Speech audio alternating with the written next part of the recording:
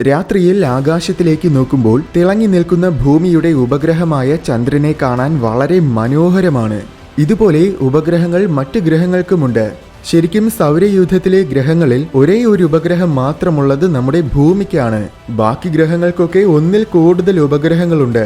ഭൂമിയുടെ അയൽവാസിയായ മാർസ് അഥവാ ചൊവ്വ ഗ്രഹത്തിനും 2 ഉപഗ്രഹങ്ങളുണ്ട്. സൗരയൂഥത്തിലെ വളരെ വ്യത്യസ്തവും ഒത്തിരിയേറെ പ്രത്യേകതകളുമുള്ള ബഹിരാകാശ വസ്തുക്കളാണ് ചൊവ്വയുടെ ഉപഗ്രഹങ്ങൾ. ഈ ഉപഗ്രഹങ്ങളുടെ രസകരമായ വസ്തുതകൾ എന്തൊക്കെയാണെന്ന് നമുക്ക് നോക്കാം.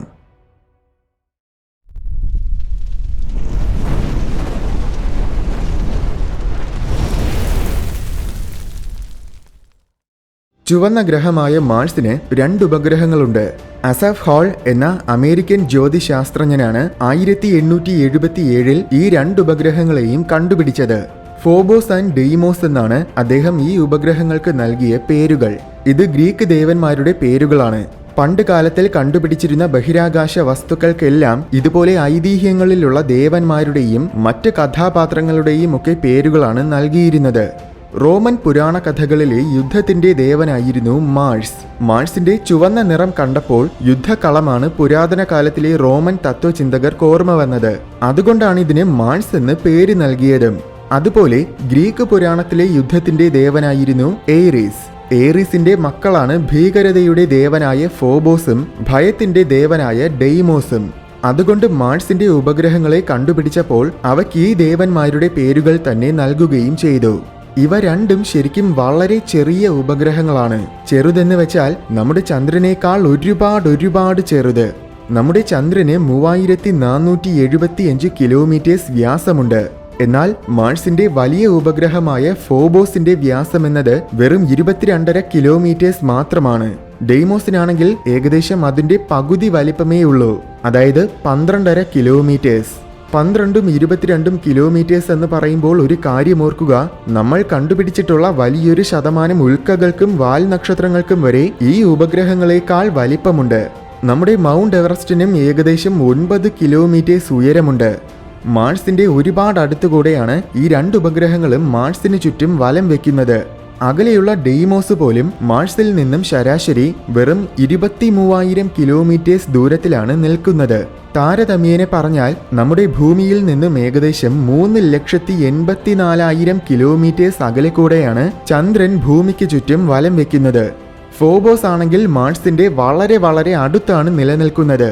മാർസിൽ നിന്നും ശരാശരി വെറും 6,000 കിലോമീറ്റേഴ്സ് ദൂരം മാത്രമേ ഫോബോസിലേക്കുള്ളൂ. നമ്മുടെ സൗരയൂഥത്തിലെ തന്നെ ഒരു ഗ്രഹത്തിന്റെ ഏറ്റവും അടുത്ത് സ്ഥിതി ചെയ്യുന്ന ഉപഗ്രഹം ഫോബോസ് ആണ്. ഇത്രയും അടുത്തായതിനാൽ മാർസിന്റെ ഉപരിതലത്തിൽ നിൽക്കുമ്പോൾ ഫോബോസിനെ വളരെ വ്യക്തമായിട്ട് തന്നെ കാണാൻ സാധിക്കും.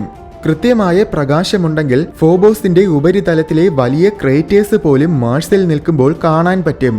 പക്ഷേ വ്യക്തമായിട്ട് കാണാൻ പറ്റുമെങ്കിലും ഇതിന് നമ്മുടെ ചന്ദ്രന്റെ അത്ര തിളക്കമുണ്ടായിരിക്കില്ല. കാരണം ഫോബോസിന്റെ ഉപരിതലം അധികം പ്രകാശത്തിനെ പ്രതിഫലിപ്പിക്കുകയില്ല.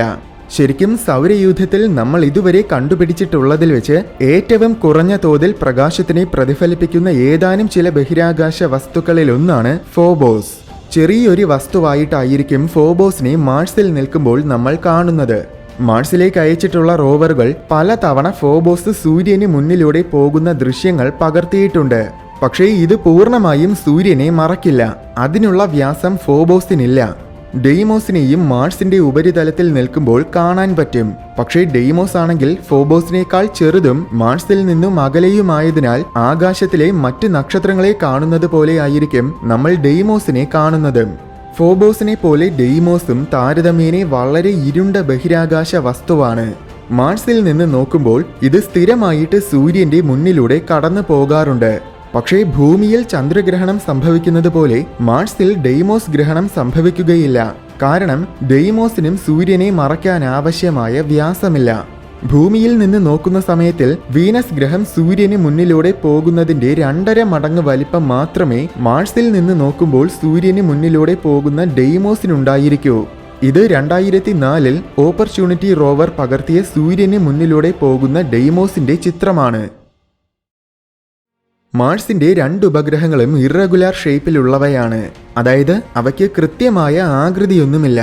ഇവയ്ക്ക് പ്രത്യക്ഷത്തിൽ ഉരുളക്കിഴങ്ങിൻ്റേതുപോലെയുള്ള ആകൃതിയാണ്. മറ്റുപഗ്രഹങ്ങളും ഗ്രഹങ്ങളുമൊക്കെ ഏകദേശം ഗോളാകൃതിയിലാകാനുള്ള കാരണം അവയുടെ ഗുരുത്വാകർഷണ ബലമാണ്. അതായത് ഒരു ബഹിരാകാശ വസ്തുവിന്റെ ഗുരുത്വാകർഷണ ബലം ആ വസ്തുവിനെ മുഴുവനായും അതിന്റെ മധ്യഭാഗത്തിലേക്ക് പിടിച്ചു വലിക്കും. അങ്ങനെ എല്ലാ വശങ്ങളും ഉള്ളിലോട്ട് വലിയുമ്പോൾ ആ വസ്തുവിന് വന്നു ചേരാൻ കഴിയുന്ന ഏറ്റവും എളുപ്പമുള്ള രൂപമാണ് ഗോളാകൃതി. പക്ഷേ ആവശ്യത്തിനുള്ള മാസ് ഉണ്ടെങ്കിൽ മാത്രമേ ഒരു ബഹിരാകാശ വസ്തുവിന് ഗോളാകൃതി ഉണ്ടാകൂ. എന്നാൽ മാർസിന്റെ ഉപഗ്രഹങ്ങൾക്ക് മാസ് തീരെ കുറവാണ്. അതുകൊണ്ടാണ് ഇവയ്ക്ക് ഗോളാകൃതി ഇല്ലാത്തതും. ഫോബോസ് വളരെ അടുത്തായതുകൊണ്ട് വെറും 8 മണിക്കൂറുകൾ കൊണ്ട് മാത്രമാണ് അതൊരു തവണ മാർസിന് ചുറ്റും വലം വെക്കുന്നത്. മാർസ് അതിന്റെ സ്വന്തം അച്ചുതണ്ടിൽ ഒരു തവണ കറങ്ങാൻ എന്നുവെച്ചാൽ മാർസിന്റെ ഒരു ദിവസം എന്നത് 24.5 മണിക്കൂറുകളാണ്. അതായത് ഏകദേശം ഭൂമിക്ക് സമാനമാണ് മാർസിന്റെ ഒരു ദിവസം. അപ്പോൾ ഒരു ദിവസം 3 തവണ മാർസിന് ചുറ്റും ഫോബോസ് വലം വെക്കും. ഇതേ സമയം ഡെയ്മോസ് ആണെങ്കിൽ ഏകദേശം 30 മണിക്കൂറുകളെടുത്താണ് മാർസിനെ ഭ്രമണം ചെയ്യുന്നത്. താരതമ്യേന പറഞ്ഞാൽ നമ്മുടെ ചന്ദ്രൻ ഭൂമിക്ക് ചുറ്റും വലം വയ്ക്കുന്നത് ഏകദേശം 1 മാസം കൊണ്ടാണ്. അപ്പോൾ ചുരുക്കി പറഞ്ഞാൽ ഈ 2 ഉപഗ്രഹങ്ങളും വളരെ വേഗത്തിലാണ് മാർസിന് ചുറ്റും വലം വയ്ക്കുന്നത്. ഒരു ഗ്രഹത്തിന്റെ വളരെ അടുത്ത് നിൽക്കുന്ന ഉപഗ്രഹങ്ങളൊക്കെ ആ ഗ്രഹങ്ങളുമായിട്ട് ടൈഡലി ലോക്ക്ഡ് ആയിരിക്കും. എന്നുവെച്ചാൽ ഉപഗ്രഹത്തിന്റെ ഒരു വശമായിരിക്കും എപ്പോഴും ഗ്രഹത്തിനെ അഭിമുഖീകരിച്ച് നിൽക്കുന്നത്. ഗ്രഹത്തിൽ നിൽക്കുമ്പോൾ അതിന്റെ ഉപഗ്രഹത്തിന്റെ മറുവശം ഒരിക്കലും കാണാൻ കഴിയില്ല. അതായത് നമ്മുടെ ചന്ദ്രനെ പോലെ. ഈ 2 ഉപഗ്രഹങ്ങൾക്കും മാസ് തീരെ കുറവായതുകൊണ്ട് ഇവയുടെ ഉപരിതലത്തിൽ നിൽക്കുമ്പോൾ നമ്മുടെ ഭാരം ഒരുപാട് കുറയും. ഭൂമിയിൽ 70 കിലോഗ്രാം ഭാരമുള്ള ഒരു മനുഷ്യൻ ഫോബോസിന്റെ ഉപരിതലത്തിൽ നിൽക്കുമ്പോൾ അവിടെ അയാൾക്ക് വെറും 50 ഗ്രാം ഭാരം മാത്രമേ ഉണ്ടായിരിക്കുകയുള്ളൂ. അതുപോലെ ഫോബോസിൽ നിന്ന് ചാടിയാൽ ഏകദേശം 800 മീറ്റേഴ്സ് ഉയരത്തിൽ വരെ എത്തും. വെയിറ്റ് കുറയ്ക്കണമെന്ന് വിചാരിക്കുന്നവരാണെങ്കിൽ ജിമ്മിലും പോയി ഡയറ്റൊക്കെ നോക്കി വെറുതെ കഷ്ടപ്പെടേണ്ട യാതൊരു കാര്യവുമില്ല. ജസ്റ്റ് അപ്പുറത്ത് ഫോബോസ് വരെ ഒന്ന് പോയിട്ട് വന്നാൽ മാത്രം മതി. ഇതേ സമയം 70 കിലോഗ്രാം ഭാരമുള്ള ഒരു മനുഷ്യൻ ഡെയ്മോസിൽ നിൽക്കുമ്പോൾ അയാൾക്ക് അവിടെ വെറും 20 ഗ്രാം ഭാരം പോലും ഉണ്ടായിരിക്കില്ല. ഇവിടെ നിന്ന് ചാടിയാൽ കിലോമീറ്ററുകൾ ഉയരത്തിൽ വരെ എത്തും. പക്ഷേ ചാടുന്നതിന് മുന്നേ ഒന്നുകൂടെ ആലോചിച്ചിട്ട് വേണം ചാടാൻ. കാരണം ചിലപ്പോൾ ആവേശത്തിനെടുത്ത് ചാടിക്കഴിഞ്ഞാൽ പിന്നെ തിരിച്ച് ലാൻഡ് ചെയ്യാൻ സാധിച്ചുവെന്ന് വരില്ല. മാർസിന്റെ 2 ഉപഗ്രഹങ്ങളും എങ്ങനെയാണ് ഉണ്ടായതെന്ന് ഇതുവരേക്കും നമുക്ക് കൃത്യമായിട്ട് മനസ്സിലാക്കാൻ സാധിച്ചിട്ടില്ല. അതിന്നും നമുക്ക് മുന്നിൽ ഒരു നിഗൂഢതയാണ്. അതിനെ വിശദീകരിക്കാൻ നിലവിൽ 2 സിദ്ധാന്തങ്ങളുണ്ട്. ഒന്ന്, ചിലപ്പോൾ ഈ ഉപഗ്രഹങ്ങൾ ശരിക്കും ഉൽക്കകളായിരിക്കും. സൗരയൂഥത്തിന്റെ മറ്റേതോ ഭാഗത്തിൽ രൂപം കൊണ്ട ഉൽക്കകൾ സൗരയൂഥത്തിന്റെ ഉള്ളിലോട്ട് വന്നപ്പോൾ ജൂപ്പിറ്ററിന്റെ ഗുരുത്വാകർഷണ ബലത്തിൽ അകപ്പെടുകയും അങ്ങനെ അവയുടെ ദിശ മാറി മാർസിന് സമീപം എത്തുകയും ചെയ്തതായിരിക്കാം. ഇതാണ് വലിയൊരു ശതമാനം പേരും നിലവിൽ അംഗീകരിക്കപ്പെടുന്ന സിദ്ധാന്തം. രണ്ടാമത്തെ സിദ്ധാന്തം എന്നത് സൗരയൂഥവും ഗ്രഹങ്ങളുമൊക്കെ രൂപം കൊള്ളുന്ന കാലം, അതായത് ഏകദേശം 450 കോടി വർഷങ്ങൾക്ക് മുന്നേ സൗരയൂഥം മുഴുവൻ ബഹിരാകാശ വസ്തുക്കൾ വന്ന് പരസ്പരം കൂട്ടിയിടിച്ചുകൊണ്ടിരുന്ന വളരെയധികം കലാപങ്ങൾ നിറഞ്ഞ തീവ്രമായ ഒരു അവസരമായിരുന്നു. ആ സമയത്തിൽ ഒരുപക്ഷെ ഏതോ ഒരു ബഹിരാകാശ വസ്തു വന്ന് മാർസുമായിട്ട് കൂട്ടിയിടിക്കുകയും അനന്തരഫലമായി അതിൽ നിന്നും അടർന്നു പോയ ഭാഗങ്ങൾ കൂടിച്ചേർന്നുണ്ടായതായിരിക്കും മാർസിന്റെ ഉപഗ്രഹങ്ങൾ. മാർസിലും അതിന്റെ ഉപഗ്രഹങ്ങളിലും ഒരേ തരത്തിലുള്ള പദാർത്ഥങ്ങളാണ് അടങ്ങിയിരിക്കുന്നതെങ്കിൽ ഒരുപക്ഷെ ഈ സിദ്ധാന്തം ശരിയായിരിക്കാനുള്ള സാധ്യത വളരെ കൂടുതലാണ്. നിർഭാഗ്യവശാൽ അത് നമുക്ക് സ്ഥിരീകരിക്കാനായിട്ടില്ല. അതുകൊണ്ട് നിലവിൽ ഈ 2 സിദ്ധാന്തങ്ങൾക്കും തുല്യമായ പ്രാധാന്യമുണ്ട്. അന്തരീക്ഷമൊന്നുമില്ലാത്തതിനാൽ തന്നെ മാർസിന്റെ ഉപഗ്രഹങ്ങളുടെ താപനില വളരെ വേഗം മാറിക്കൊണ്ടിരിക്കും. ഫോബോസിലാണെങ്കിൽ പകൽ സമയത്തിൽ ശരാശരി -4 ഡിഗ്രി സെൽഷ്യസ് ആണ് താപനില. എന്നാൽ രാത്രിയാകുമ്പോൾ അത് -112 ഡിഗ്രി സെൽഷ്യസ് വരെ കുറയാറുണ്ട്. ഡീമോസിലാണെങ്കിൽ താപനില അതിനേക്കാൾ കുറവാണ്. പകൽ സമയത്തിൽ ഏകദേശം -13 ഡിഗ്രി സെൽഷ്യസ് ആയിരിക്കും ഡീമോസിലെ ശരാശരി താപനില.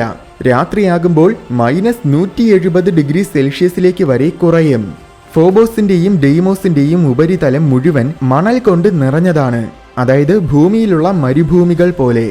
ഈ മണൽ കൊണ്ട് നിർമ്മിതമായ ഉപരിതലത്തിന് ഏകദേശം 5 മീറ്റേഴ്സ് മുതൽ 50 മീറ്റേഴ്സ് വരെ ആഴമുണ്ടായിരിക്കുമെന്നാണ് നിഗമനം. പക്ഷേ അത് നമുക്ക് കൃത്യമായിട്ട് അറിയില്ല.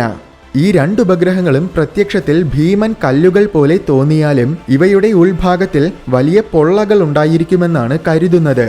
കാരണം വലിപ്പം വെച്ച് നോക്കുമ്പോൾ ഇവയുടെ മാസ് തീരെ കുറവാണ്. അപ്പോൾ സ്പോഞ്ച് പോലെ ഇവയുടെ ഉള്ളിലും ധാരാളം സുഷിരങ്ങൾ ഉണ്ടായിരിക്കും. മറ്റൊരു രീതിയിൽ പറഞ്ഞാൽ ഇവയുടെ സാന്ദ്രത തീരെ കുറവായിരിക്കും. പക്ഷേ ഇതൊരു സംശയം മാത്രമാണ്. കൂടുതൽ പഠനങ്ങൾ നടത്തിയാൽ മാത്രമേ നമുക്കത് ഉറപ്പിച്ചു പറയാൻ കഴിയുകയുള്ളൂ. മാർസിന്റെ 2 പിള്ളേരുടെയും ഭാവി തകരാറിലാണ്. കാരണം മൂത്ത മകളായ ഫോബോസ് മാർസിന്റെ വളരെ അടുത്ത് നിലനിൽക്കുന്നതിനാൽ അത് പതിയെ പതിയെ മാർസിന്റെ അടുത്തോട്ട് നീങ്ങിക്കൊണ്ടിരിക്കുകയാണ്. 100 വർഷത്തിൽ ഏകദേശം 1.8 മീറ്റേഴ്സ് എന്ന നിരക്കിലാണ് ഇത് അടുത്തോട്ട് വന്നുകൊണ്ടിരിക്കുന്നത്. അപ്പോൾ ഇനിയും ഏകദേശം 5 കോടി വർഷങ്ങൾക്കുള്ളിൽ തന്നെ ഫോബോസ് ഒന്നുകിൽ മാർസിന്റെ ഉപരിതലത്തിൽ വന്ന് പതിക്കും, അല്ലെങ്കിൽ അത് മാർസിന്റെ അടുത്തോട്ട് വരുന്നതിനനുസരിച്ച് മാർസിന്റെ ഗുരുത്വാകർഷണ ബലം കാരണം അത് തകരുകയും കാലക്രമേണ അത് മാർസിന്റെ ഒരു വളയമായിട്ട് മാറുകയും ചെയ്യും. അതായത് സാറ്റേണിന്റെ റിങ്സ് പോലെ. എന്നാൽ ഇതേ സമയം ഇളയ മകളായ ഡെയ്മോസിന്റെ ഭാവി നേരെ തിരിച്ചാണ്. അത് മാർസിൽ നിന്നും പതിയെ പതിയെ അകന്നുകൊണ്ടിരിക്കുകയാണ്. കാലക്രമേണ ഇത് മാർസിനോട് ടാറ്റ പറഞ്ഞ് പിരിഞ്ഞു പോകും. ഇതുപോലെ നമ്മുടെ ചന്ദ്രനും ഭൂമിയിൽ നിന്നും അകന്നുകൊണ്ടിരിക്കുകയാണ്. പ്രതിവർഷം 3.7 സെന്റിമീറ്റർ വേഗത്തിലാണ് ചന്ദ്രൻ അകലുന്നത്. പക്ഷേ ചന്ദ്രൻ നമ്മെ വിട്ടുപോകുമെന്ന് നമ്മൾ പേടിക്കേണ്ട കാര്യമില്ല. കാരണം ചന്ദ്രൻ പൂർണ്ണമായും ഭൂമിയുടെ ഗുരുത്വാകർഷണ ബലത്തിനെ ഭേദിച്ച് പോകണമെങ്കിൽ ഇനിയും 500 കോടി വർഷങ്ങളിൽ കൂടുതൽ സമയമെടുക്കും.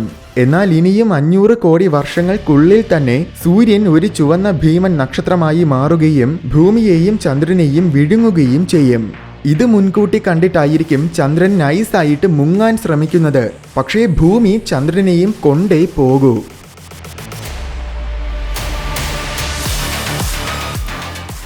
വീഡിയോ ഇഷ്ടമായെങ്കിൽ ലൈക്ക് ചെയ്യണമെന്നും ഇതുപോലെ കൗതുകവും വിജ്ഞാനവും നിറഞ്ഞ കൂടുതൽ വീഡിയോസ് കാണാനായിട്ട് ഈ ചാനൽ മറക്കാതെ സബ്സ്ക്രൈബ് ചെയ്യണമെന്നും ഓർമ്മിപ്പിക്കുന്നു.